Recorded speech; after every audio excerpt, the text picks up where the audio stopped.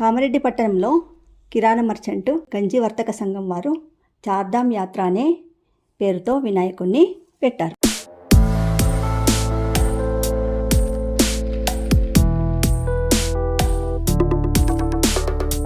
మేము అది ఎలా ఉంటుందో చూడడానికి మేము వెళ్ళాము.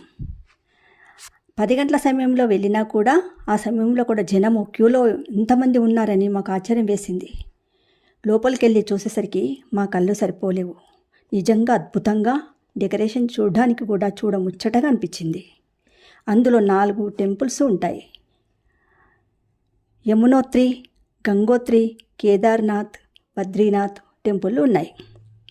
అందులో కేదార్నాథ్ టెంపుల్లో గణేష్ మహారాజు ఉన్నాడు. మిగతా టెంపుల్లో మిగతా దేవుళ్ళు కూడా ఉన్నారు.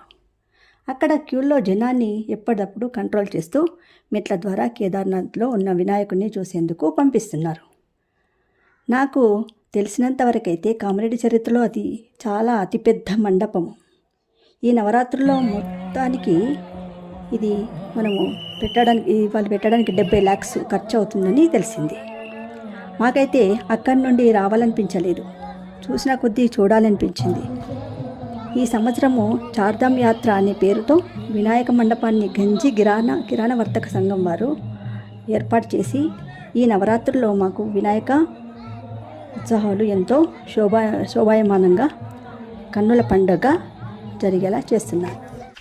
నిజానికి ఎడతెరిపి లేని వర్షాలు పడడం వల్ల అయినా కూడా ఇబ్బంది కలిగినా కూడా మిగతా రోజుల్లో కామారెడ్డిలో చార్ధామ్ యాత్ర అనే పేరుతో ఈ గణపతి ఏర్పాటు చేయడం వల్ల ప్రజలందరినీ కూడా ఆనందపరుస్తున్నారు. నిజంగా నిన్న చార్ధామ్ యాత్ర అనే గణపతిని చూడడం మాకు కన్నుల పండుగగా అనిపించింది.